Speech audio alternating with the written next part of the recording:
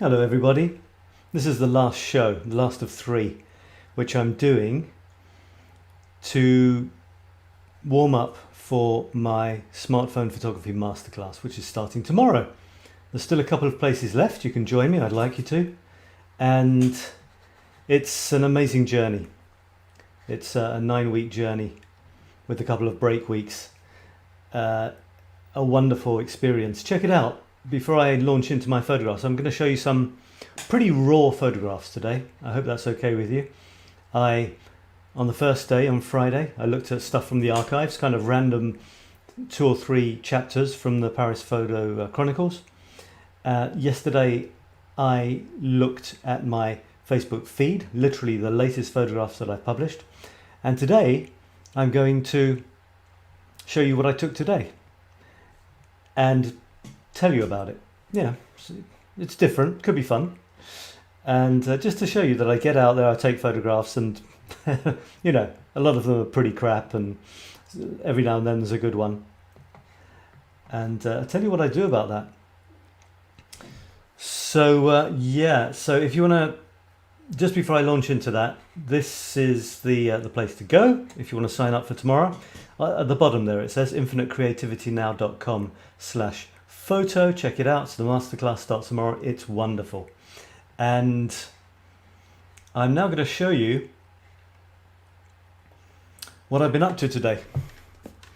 As I said, it's pretty raw, just having myself a kind of milkshake.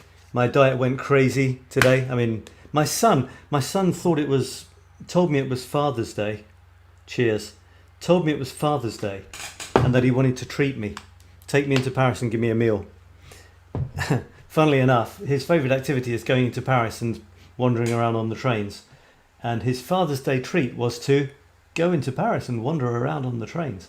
But he bought me a meal. He bought me a McDonald's.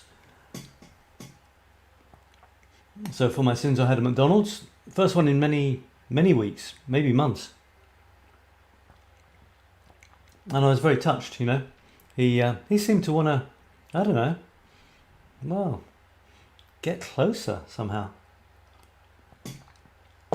So what normally happens is, when I go into Paris with my son, I sneak in a few photographs, you know. It's kind of, I can't stop myself, and besides it could get a little bit much just traipsing around the train system.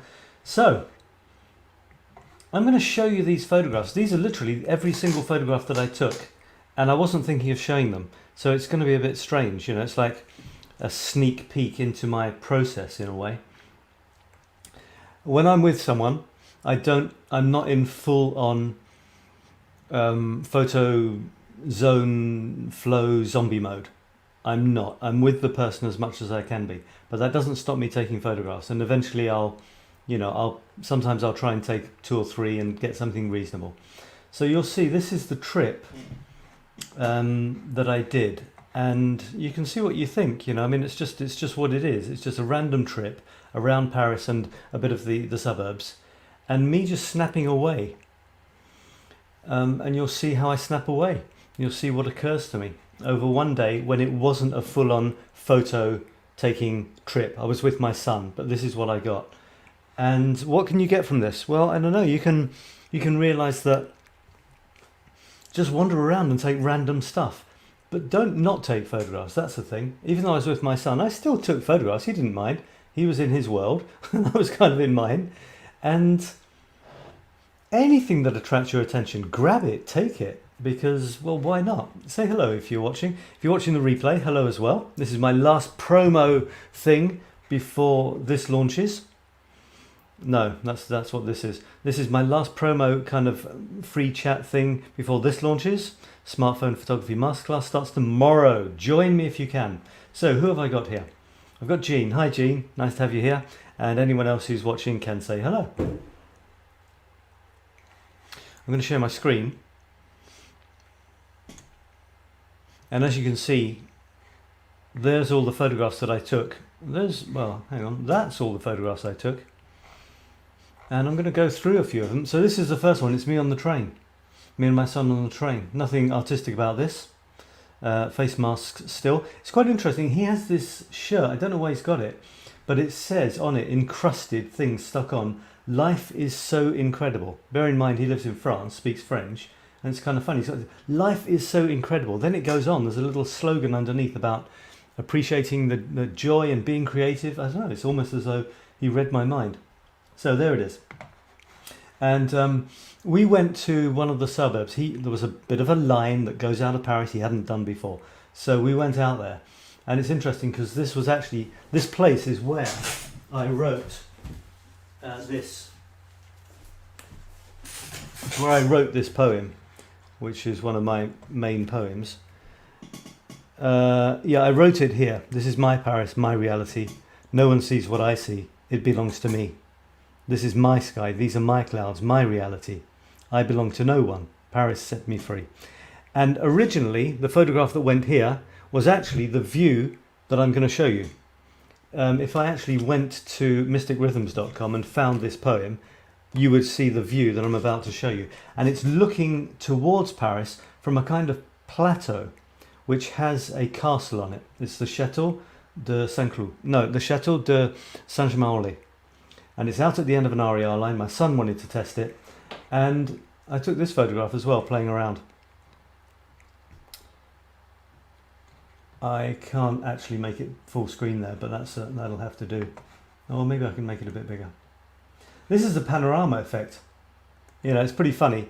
I've actually got myself in there. Do you know the panorama effect on the phone? You can, well, you swivel the phone, and you can get, you know, about 180 degrees, if not more, in the shot, which is pretty cool.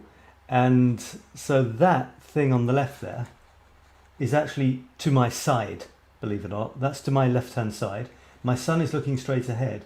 And I came into the right-hand side of my own photograph, still holding the phone at the end. And you get weird stuff. Sometimes it works okay. Sometimes it gets weird. And sometimes the weirdness is good and sometimes it doesn't work. So I've actually got two hands and they look pretty kind of weird as well. So that was funny. And we took another one and this is it. So I've also got two sons. Did you know that? They're twins. And I've got a bit of a shoulder, and it got a bit dodgy at the end there, and at the bottom left as well. So that's actually looking in between my sons. You can see, just about see. I think you can see the mouse. That is La Défense, which is a big business area with lots of skyscrapers. And just to the right of it, there's a kind of bump. And you can't see it, but next to the bump is the Eiffel Tower. So that was fun. You know, playing around with some of the features on your phone that you don't normally do. That's good. Do it. And if you're with someone, try to involve them in the fun. Ask them for an idea. You know, what shall I do here? Or get them to take a photograph, and then they'll be less bored with you taking stupid photographs all the time. Then a couple of snaps for the family album. He's got longer hair than I had at that age. I started growing my hair. Yes, I had hair once. At age maybe 14 or something like that, 15. And he started growing his hair about the age of 10. And it's getting pretty long now. It's pretty wild. You can only see his eyes. Barcelona cap. His other side of the family live in Barcelona at the moment. And then there's a couple of, you know, real sort of family ones.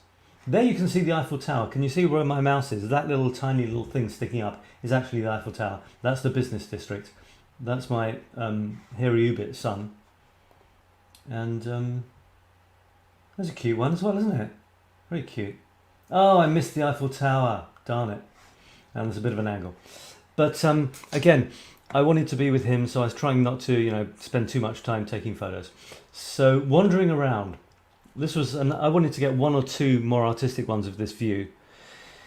When you've got people in the way, you can either move so they're not in the way, ask them to be part of the photograph, or take it with them not realizing. And it can add something, you know. I often try to put something in the photograph where we can imagine ourselves in the place of someone in the photograph.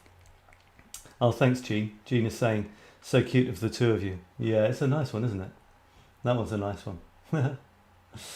And So one way of putting yourself in the pulling people into the photograph is giving them a person or a character, a personage, don't know, that they can be. So they can imagine themselves possibly as one of these people in the photograph.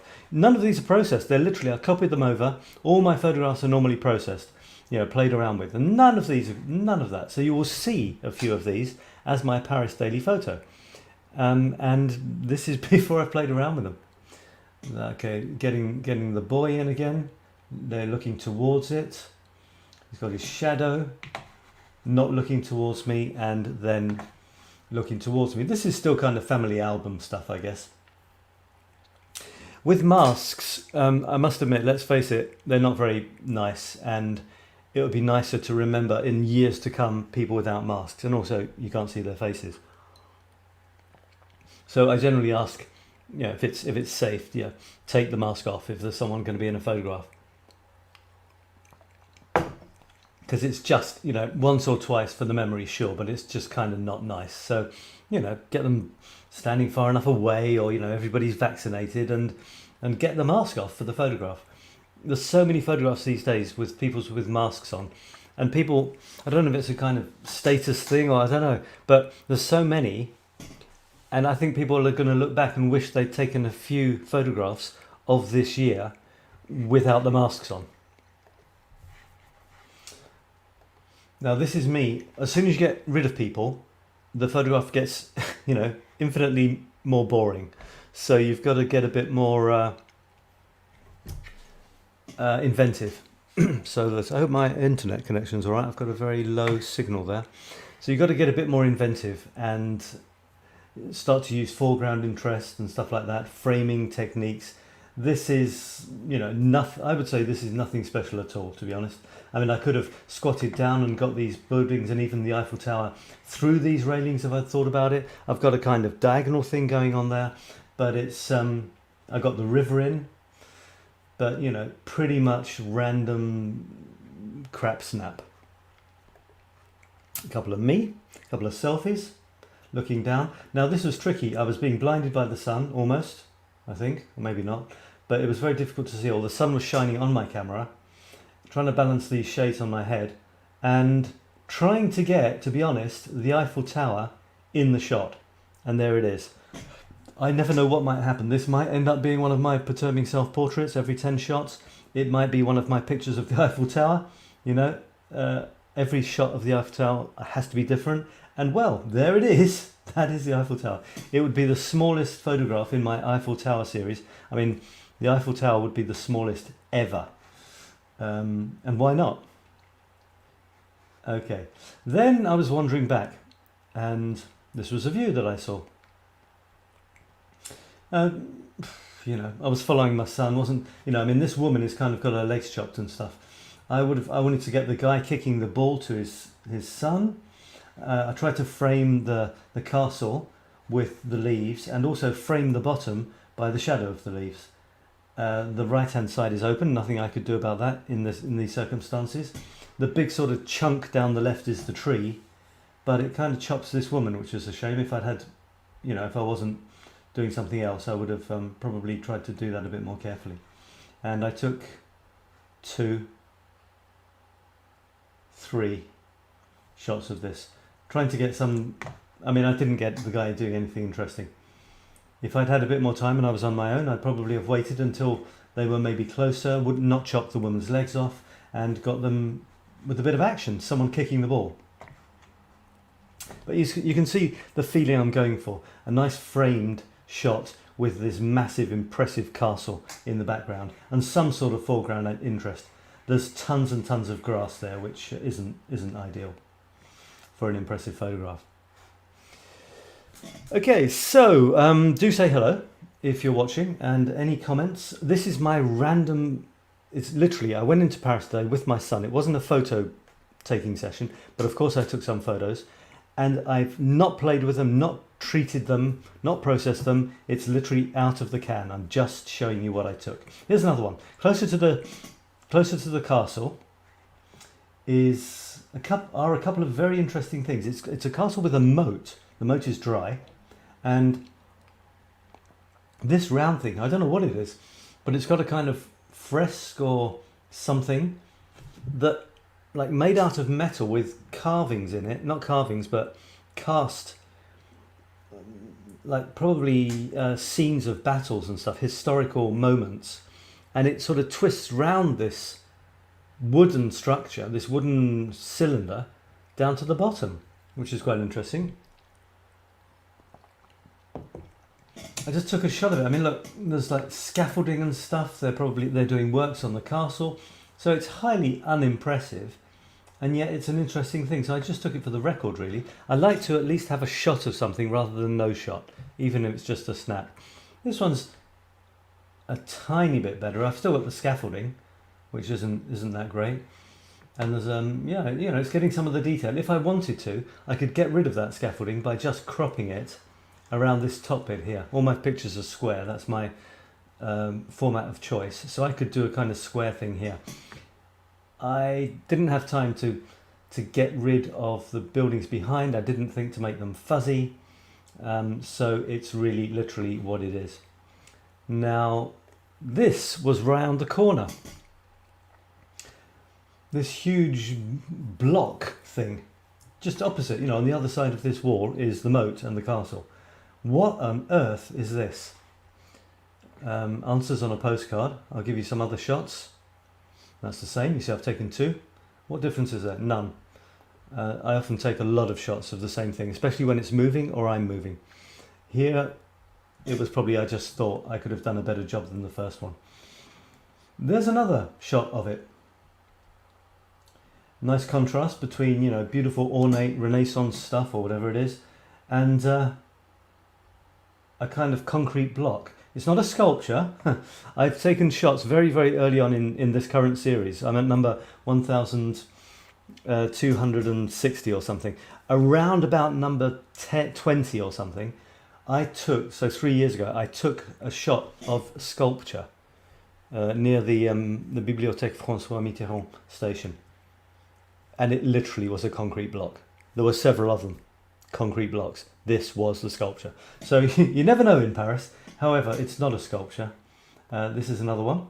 My son down the side of it. There's a door here. Can you see that sort of greenish door? What do you think it is? And another couple. Without my son. There's another one. No. This is for my, potentially for my When Lady Eiffel Smiles series. And this is, the next one is probably the one I'm going to use. A great contrast between two things which are actually both buildings. And I think what it is a World War II blockhouse. It's those things that they built to, I don't know, protect themselves from bombs or invasion. I'm not quite sure, I'm not 100% sure what purpose they serve. I thought they had sort of places to stick guns out of and things, but this is pretty much sealed except for the door. And the door doesn't seem that well protected either, but so I think that's what it is. I think it's a World War II blockhouse right next to the castle. Wouldn't it have been a tragedy if the castle had been hit? But it wasn't. Getting one or two more shots as I made my way to McDonald's. See, this is a bit better than this, which has got the scaffolding, and it merges into the background, because a typical smartphone tries to get everything sharp, and you can see the background, the buildings behind, are quite sharp, and this one is just a bit of a mess. So this one's getting better. There's no scaffolding for a start.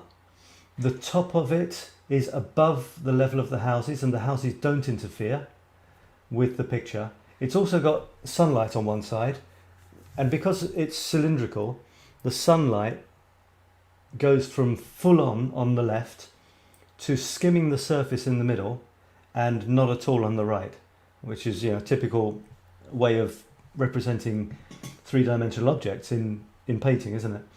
And it's cool because you've got all of the battle scenes and the boats and the soldiers and whatever's happening. So that's quite cool, and that'll probably be a photo of the day as well. So you see, so far on my little trip, from being on the train to getting my first couple of shots, it took quite a long time, coming into Paris and going out the other side, and then getting. Look, they're right next. They're right next to each other. The ones I'm probably going to use, those two. So it took about 25 shots before I got two that I'm actually going to use. Jean says the cylinder is so interesting. Yeah, it isn't it? There's another thing a bit like that in Paris. This isn't Paris. This is Saint-Germain-en-Laye. It's a place where the king had a castle here at one point. One of the kings had their castle here. You know, they've had Paris, the Louvre. There was a Palais des Tuileries as well, and which was really for Marie Antoinette, I think. And then there's Versailles, of course, you know. I think you might have heard of that. And there's a column a bit like this in Paris. It's in Place Vendôme, which is a very rich square. I mean, it's surrounded by the Ritz and, you know, fancy shops and stuff like that. And there's a column in the middle. This column has had quite a bit of history, and the person on top has changed depending on who was in power and who was jealous of statues of, you know, previous people. At one point, and the reason I'm saying this is because this, if I'm not mistaken, no, I am not mistaken. It has a kind of cylindrical story spiraling up it as well. I'm not getting confused with the one in the Bastille, am I? But this one is much shorter and much fatter. And the one in Place Vendôme ended up in the Seine at one point. I think Napoleon was on top. Wasn't appreciated by the whoever, and the Napoleon, along with his column, ended up in the Seine for a while. I've got a friend, close friend, who is a World War II buff. So some of these, to be honest, I'm taking for her. This says, although, having said that, this plaque hasn't got anything to do with World War II. This one has. This one, it says, ici a retenti pour la première fois la marche. I don't know, there was some event happened with General Leclerc, Maréchal de France, the Marshal of France, 11th March 1945, March of the 2nd DB, I don't know what that is, something brigade maybe, and on the left is I think it's the Croix de la Lorraine, something like that, the Lorraine cross with the two horizontal bits. This was very much the symbol of the resistance, the French resistance, led by General de Gaulle. From elsewhere, from Britain, for example. And so that's World War II, so that I'll be showing to my friend. This one isn't. It says here, this is really old. Look, we're talking the 10th of July, 1547. This is where the duel known as the coup de Jarnac. Coup is like a punch or a blow, and Jarnac, I'm not sure what that is. I'm going to look it up. This is where the duel known as the strike of the Jarnac took place. I'm just going to look it up actually. You can't see this, but you know, in about 2 seconds I'll be able to tell you what it is. Coup de Jarnac, Wikipedia.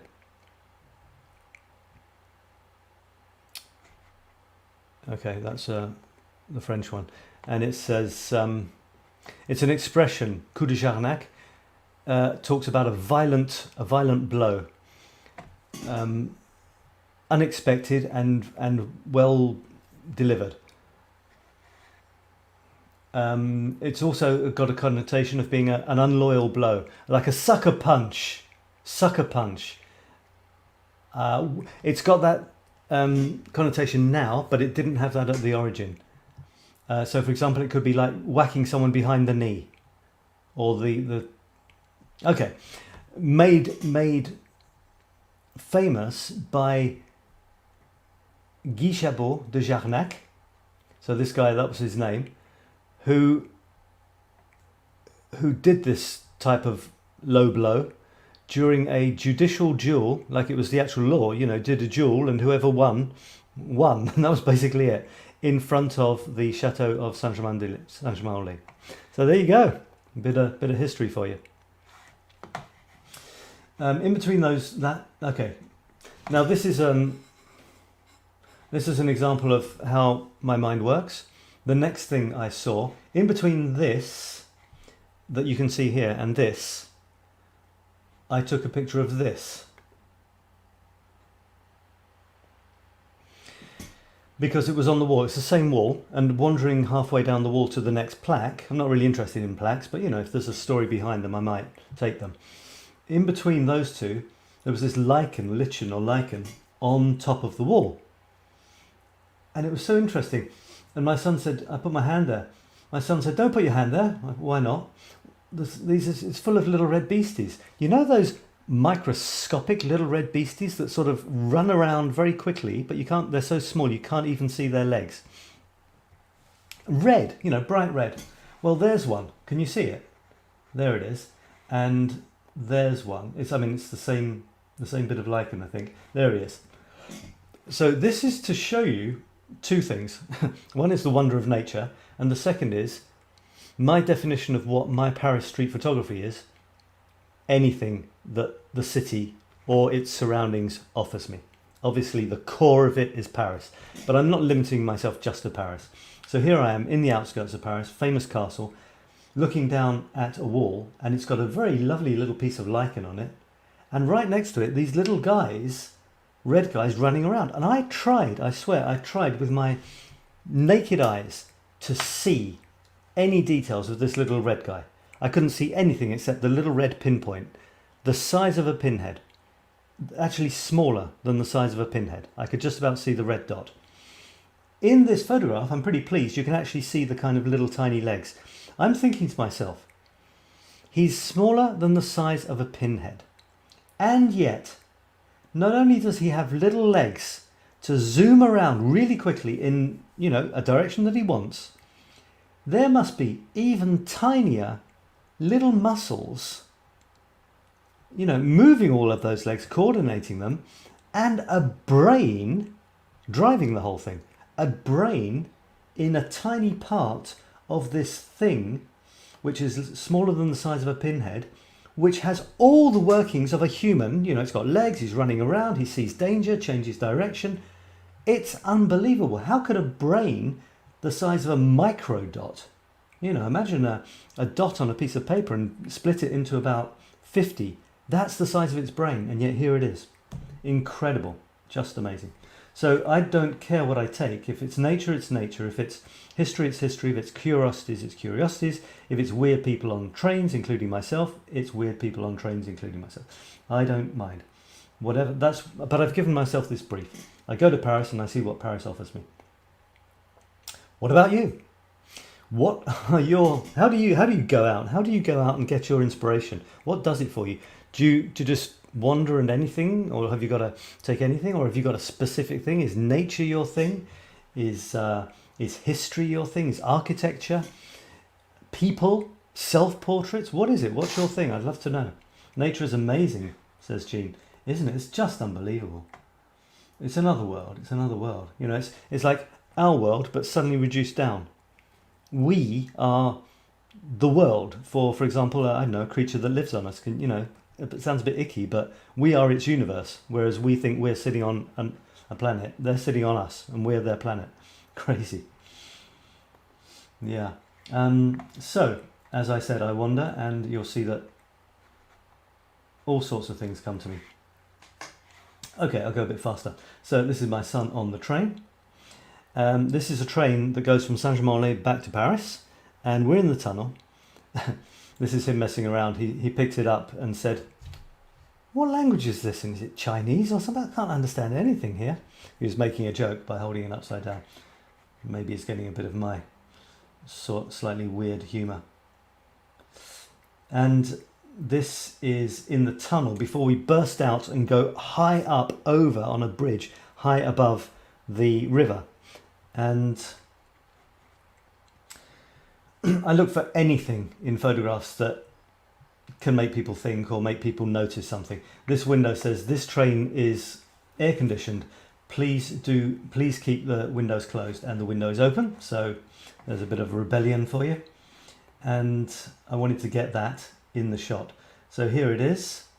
And this is me going, it's unbelievable. As soon as I burst out, as the millisecond I got the view I wanted, the train going the other direction completely obscured the window. And I just managed to get a grab shot afterwards, and I just realised now how horribly out of focus the view is. Having said that, the words, which have that kind of, you know, rebellious, keep the window closed, but I haven't, is actually sharp. This, I actually lived on a boat on the River Seine for a year, a bit further down the bank than this. That's why I wanted to get a shot of that, so that I could relate that little story. Spent a year on the River Seine on a boat. Me and about 8,000 spiders. Memories. I was singing memories. Wrapped between the pages of my mind. Memories. Sweet memories. Sweetened through the ages, just like wine. It's strange because it's like 25 years ago. What? 25 years ago? Wow. I've got to take more and more photographs for posterity. That's the other branch of the river because it splits. The one that was, you can see my process here. In the tunnel, then the train went past. This is what I grabbed. Then that's the island, and then this is the second bit of the river, which I didn't want to use because it's not the bit that I lived on. And then here we are, back into the guts of the system. This is a train, it's a funicular. It's like a little, it's a lift, but it doesn't go this way, it goes this way on a kind of ratchet system. You get those sometimes in ski resorts. And there's actually one in Paris going up to Sacré-Cœur. So my son wanted to take this. So we took this, and I thought, standing there, would it be worth a photograph? And, you know, sometimes it is and sometimes it isn't. But if you don't take the photograph, you can't make that choice. Animals for me. Trish, hi Trish. Animals for me and architecture. Buildings that have history. Right. Yeah, I mean, you can do it two ways. You can take it for the pure architecture and, you know, just present it like that. Or you might find it a richer experience if you take pictures of historic buildings, or you know the history, or you can relate a story that goes with it. It's entirely up to you, isn't it? I want the photograph to be strong in its own right, but I love there to be a story behind it. Or anything I can, you know, ramble on about. So this is what I took. Do I like it? My first reaction is, it's got potential, but I don't like this shot much. It's a bit of a mess. Here was another attempt. See, the lift is there. The lift is actually there, coming down towards me. So it was a bit of a rush. I guess there's a kind of, the shape of the green and the shape of the lift is kind of diagonal rectangles. I've got a bit of a shadow of my hand there, my shoulder. Yeah, it's a bit of a mess, but I probably won't use it. I don't know. When I'm with my son, my focus isn't on getting, you know, stunning shots. It's literally grabbing shots whilst I'm doing stuff with him. What's this? Is that my son? Who's that? It's not my son. Oh, I don't know if that's. I think it's an advert. I think it's a woman in an advert. Yeah, it's a woman in an advert. You see how weird. I'm so used to reflections and stuff. I couldn't work out what was going on, and it's actually a woman on an advert, advertising. I don't know, the train system or something. So I took that. This is in the lift now. I'm on my way up, seeing if I could get anything interesting there. This was on the way up as well. And I was struck by the lights, a very grimy window, a line slashing through it, and these lights and the nice white diagonals. So I took the shot. Is it publishable? Not really. It's a bit of a mess, isn't it? But I might be able to do something with it. I don't know. The point is, and you'll learn this on the masterclass, one of the first things I talk about is the subject. And, you know, is there a subject here? Not really. And where am I? Where else? There we go. And another one. So when I've got a photographic subject, often my subjects are spontaneous, therefore they're fleeting. They're moving. I'm moving, or they're moving, or we're both moving. So I've just got to get a few shots, and tough luck if they're no good, but at least I tried. So there's another one. You see, it's just a bit of a mess, but I just love the angles and the contrasting lights. So, you know, for what it is, there it is. It could be a background for another shot. I could double exposure this with another shot. There's always something you can do. It's like rescuing old paintings. You know, it's like Kirsten. Don't know if you know Kirsten in some of my groups. She's an artist, wonderful artist. Some of her backgrounds are the pieces of paper where she cleaned her brush when she was painting other paintings. This became a background for a new painting. Incredible, isn't it? So some photographs can be like that. I'll carry on with my adventure. Have you taken any photographs this weekend, folks? A couple of you here are doing my masterclass starting on Monday, I think. Have you been practicing, been getting in the mood yet or not? You're waiting to see what happens tomorrow. Right, it's funny because it's great, but it's also always the same. It's an underground train, which isn't underground, it's overground. Here it goes over the Seine, stunning view of the Eiffel Tower. The thing is, every time I'm on the train, I try to take a picture just in case. But the thing is, well, the train hasn't moved. It's always in the same place, going across the same bridge. The Eiffel Tower always looks more or less the same. So the only way I can get new things are possibly in reflections in the window, getting the signs on the window saying be careful of your fingers, sometimes something going past outside on the bridge itself. These are my options for this particular place. And I just sometimes I've had some amazing surprises. Something has flashed past the window and it's really been quite original. So I just take shots and I don't know what's going to happen. So here they are. 1, in the time that it takes to cross the bridge. 2, see there, I've got the rabbit. He's quite clearly warning you not to get your fingers caught in the door. That could be kind of funny. What else is there? There's the security thing for the glass. And the Eiffel Tower, it's fuzzy, but it is nicely framed in that slot there. Here's another one. Here's another one. We've moved on to the next bank and we're about to disappear behind this house. This is Australia House and it's got a kangaroo. So I wondered if I could get a picture of a kangaroo next to the Eiffel Tower. To get that properly, I'd have to be on the ground next to Australia House, playing around a little bit more carefully. Having said that, I've got a couple of... I didn't see this. I didn't know. In this little frame in the bottom left of this beautifully riveted, grungy sort of rusting bridge, I have 2 cyclists, or 3, 2.5, waiting to cross, or waiting to do something. So there's a bit of human interest. Who knows? The top of the Eiffel Tower is chopped off. Hardly ever do I chop off the top of the Eiffel Tower. So this could be the photograph where the top of the Eiffel Tower is chopped off. And one more. I did realise I'd chopped off the top and I tried to get a better shot. Having said that, I've lost the humans. So this, compared to this, I think I would definitely go for the humans, the ones with the cyclists. Human interest is very important. And you know, it's not the greatest photograph of the Eiffel Tower of all time, so I'm not worried about that. For me, it would actually be exceptional for me to publish a picture of the Eiffel Tower with its head chopped off. So that might be the one. I think I've talked myself into it. This is standing on the platform. This often happens. I'll see someone interesting. He's a guy. There's a couple of guys actually, and one of them has got this very cute bag. It says, "Love is the answer." And who could argue with that?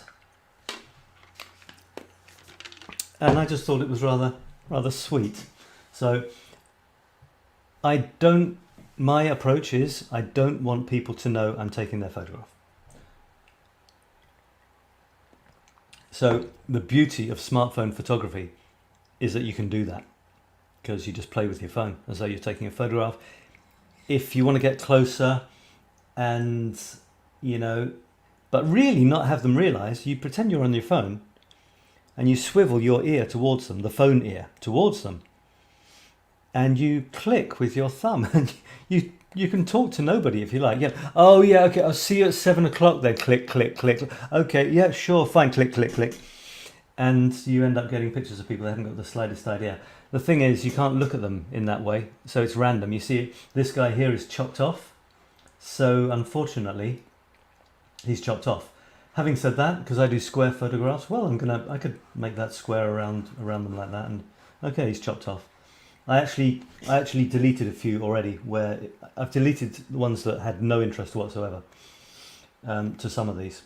Like the guy with the Love is the Answer bag, I took about 5 of him and deleted the other 4 because they were just on the train, because they were just useless. Deleting photographs is really important, otherwise you end up with about 50 times more photographs than the ones you're actually going to use. This is on a train with no driver. My son wanted to go to the front. This isn't my son. There were kids already there. And there's no driver, so there's a thing there with fake controls, and I can pretend they're driving the train. And it's really cool for adults too. You can see the trains coming towards you. You can get really cool shots with reflections. You see up in the top of the window there, there's a reflection of a woman who is sitting here with her arm out. You got the arm. I haven't looked at this photograph. I don't know if I like it or not. But there's her arm and her leg, and that's her in the reflection. And when you play around with the colours and stuff, you can bring out those. This could be made much more prominent. In the very bottom right hand corner, there's a woman with a mask. She's the only one. You can see the mask. Actually, no, there's the guy there. So we know it's COVID times. Sign of the times and stuff. So there it is, and there's the other one. I love to get it when a train is coming towards us, otherwise it's an empty tunnel. It does add something, a bit of drama. And I got this train, it was literally just about to pass. So there it is coming, and there it is really about to pass. Which photograph do you like best? It's blurry, but the thing is, my photographs are halfway between grim reality and a crazy dreamlike fantasy world. So I don't care. Well, focus is a very important thing. But I know that some photographs, it doesn't matter if they're blurry, because you can give a feeling. It's like Impressionist painting. They don't look like the real thing, and yet you wouldn't want them any other way. So I've got that leeway in my approach. When I looked at this, I did this with the swivel, pretending I'm on the phone thing, I think, or something like that. And when I looked at this small, can you see the small one there? I thought, oh no, I've put my finger in the shot. What an idiot. I deleted about 4 of them. And then I realised it's not my finger, because if you look at the small one, it looks like my finger. You look at the big one, it's just the light on the floor. And it's blurred, unfortunately. But like I said about the last one, I could maybe use it. I have to make an admission here. I'm quite a fan of the female form, so if I see a nice pair of legs, well, these are my photographs, so this is my life wandering around. That's what sometimes people do, and there it is. It's part of the pleasures and the pains of summer, actually. An excess of flesh gets flashed around, and it's sometimes difficult to concentrate. Okay.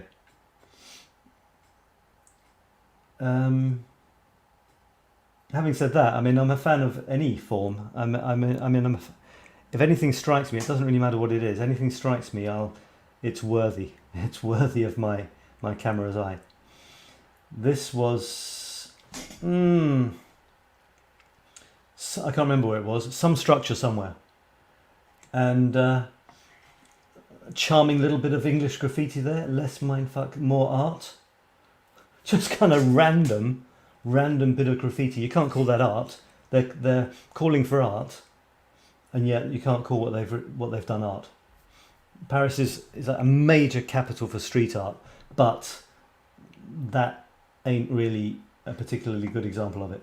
That's just scribblings. Having said that, it's got a kind of character. I wouldn't say charm. And also, it's this is what bits of Paris are like. Official buildings. It was in a park, I think. Official buildings scribbled all over. It's part of life. I took 4 of those, just in case one angle was better than the rest. Didn't know whether I wanted to focus on that little expression there or not. I didn't.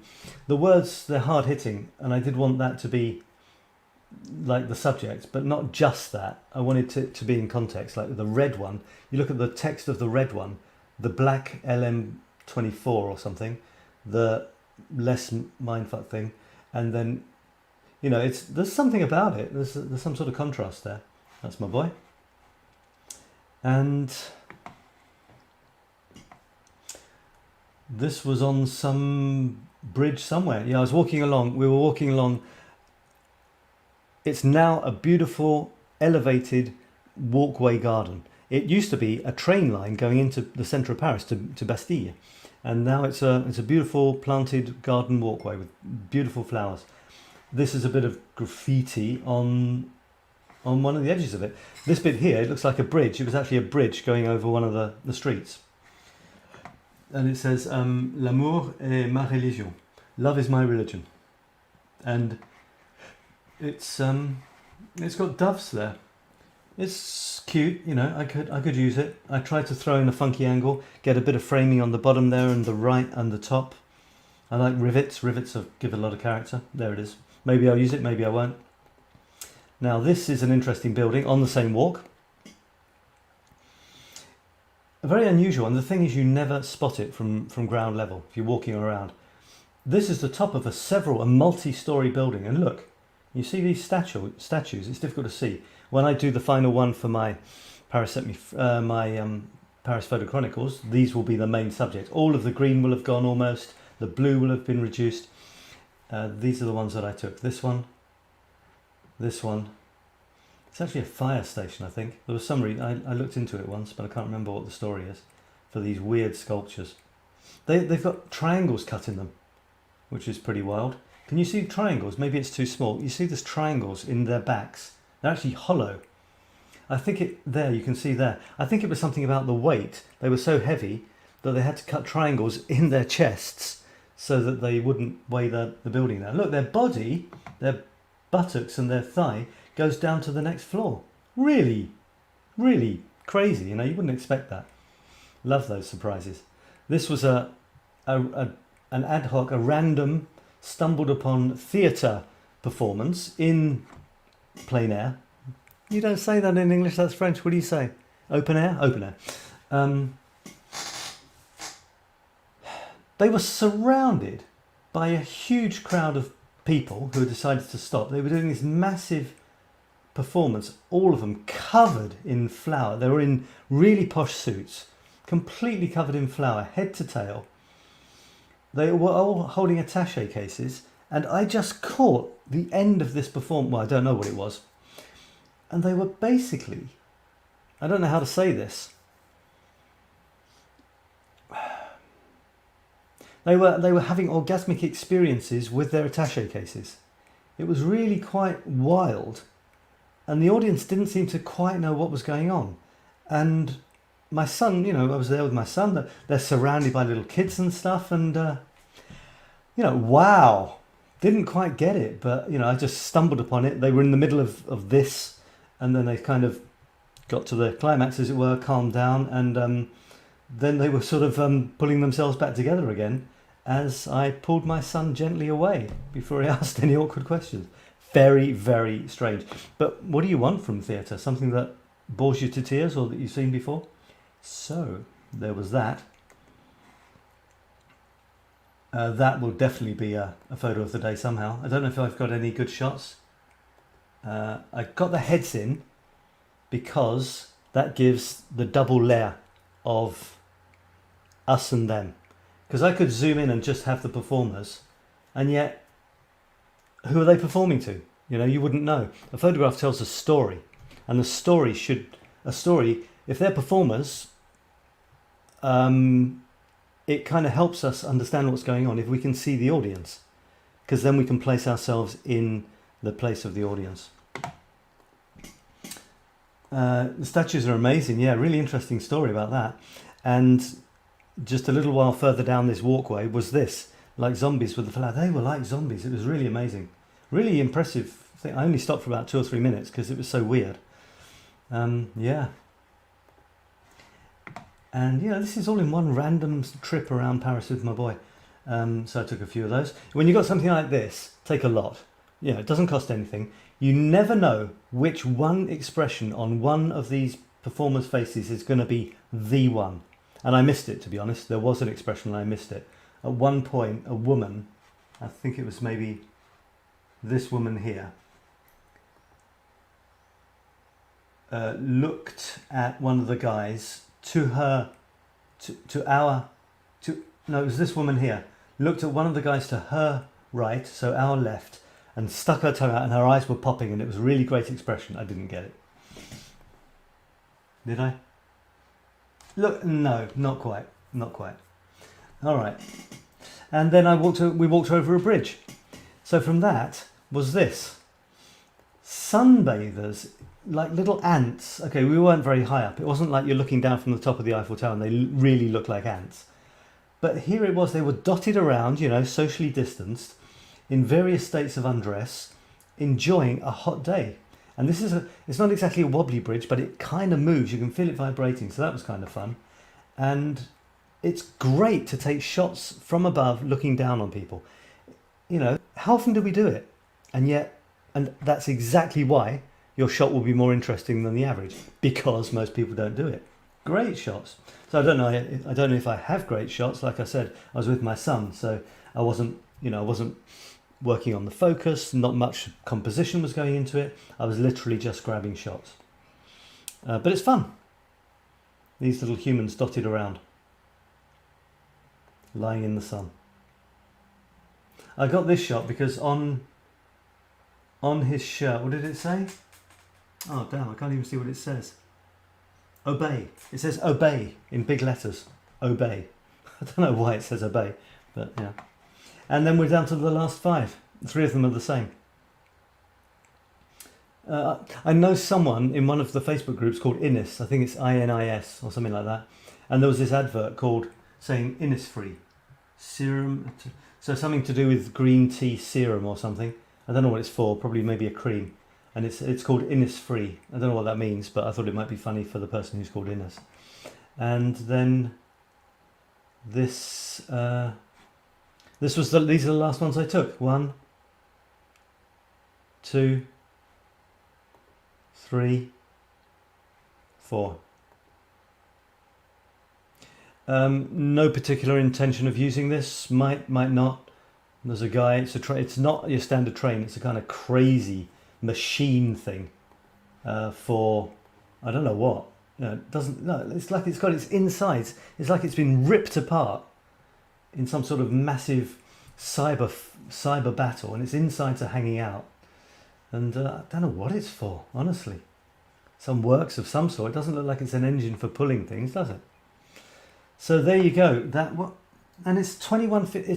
It's 2 minutes. I've been going for. Oh, I started late. I've been going for 53 minutes. So that is the story of my day in Paris. Not a typical shoot when I'm on my own. But you can get a feel for the variety. From snaps with my son, trying out a special technique, the panoramic thing, a very quick grab shot, people in the thing, trying it without people, seeing if anything's interesting, me grabbing a shot myself with the Eiffel Tower, trying framing techniques, and trying to get some foreground interest, failed. Different looks, different attempts to photograph a very interesting thing. Playing with angles, getting in nice and close. Can you see the difference between taking it with this massive angle in the foreground and if I just moved like 2 meters to the left and taken a picture of this with all the grass in front? You know, even though it's just a wall, it does change it, doesn't it? Gives you this massive dynamism. Then the castle itself, various attempts to get this thing in contrast. It's contrast. Photography is about contrast as much as anything. Trying to get contrast. You couldn't get much more contrasty than that, could you? And then a couple of plaques. A bit of nature crept into the shots. Never taken that. I had no idea whether it would actually show up or not, and you actually can see the little guy and even hints of his legs.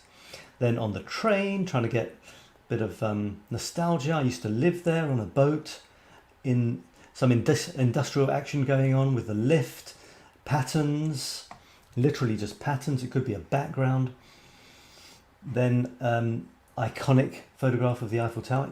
It doesn't have to be a straight-on photograph of an iconic object. In fact, don't do that. Just stop it. Try anything except the standard straight-on one. In the masterclass, those of you who have done it know. Those of you who will do it now know. Anything except a normal photograph. Anything except your first reaction will be more interesting. Doesn't mean you can't take the snap. You can't. Of course you can. Of course you can take the snap. But there's so much more, especially if you want to be a true creative photographer. There's so much more. And basically, if you take a straight-on snap, oh, that's nice, click. That's a good starting point to start doing everything different. And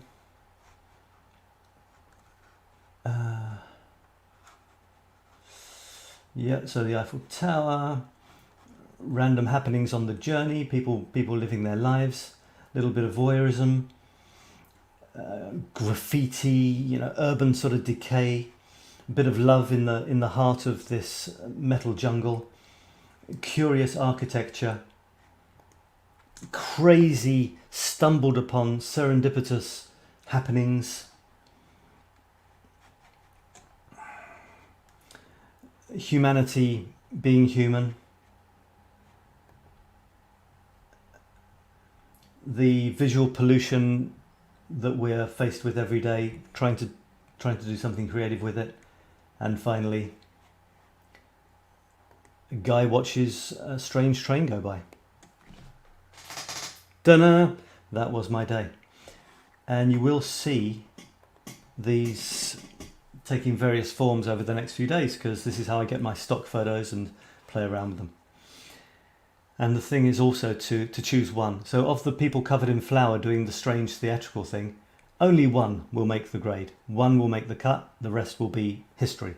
And that's often really tough. That's a discipline, it's tough. A lot of people find it very difficult to do that. And they'll sometimes publish 2 or 3 or 20 of the same thing, more or less. Disaster. People only want one of a subject. Make it your best. And this discipline will help you push yourself. You take a lot of shots, that's fine. Do the sort of, you can always compare 2, decide which one you like best, and get rid of the one you don't. Then compare the one that you like best with another one, and decide which of those 2 you like best.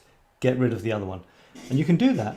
I don't do that. I get a bit nervous about that, but that's one way of doing it. Theoretically, you'll end up with the best one, or the one you like best. And then there's all sorts of ways of choosing, in terms of composition, expression, the moment captured, but that's advanced stuff that we'll look at on the masterclass. Okay, so that's about an hour. I'm pretty pleased because it's literally an hour coming up to. And let me just tell you that you've either done this before and you're not joining me again, or you've done it before and you are joining me again, or you've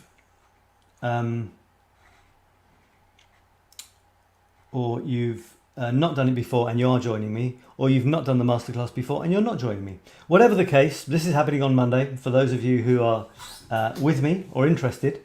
If you want to check it out and you haven't, or if you want to send your friends to it, I've got places for about 2 or 3 more. So send people to infinitecreativitynow.com/photo.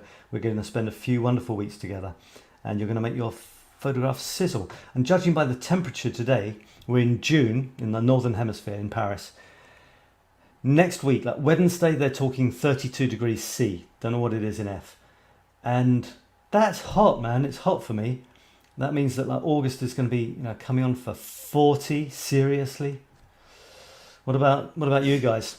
I know Gene, I think it was talking about, had a bit of thunderstorm for a day. I think I'd quite like one of those actually soon. So here it is.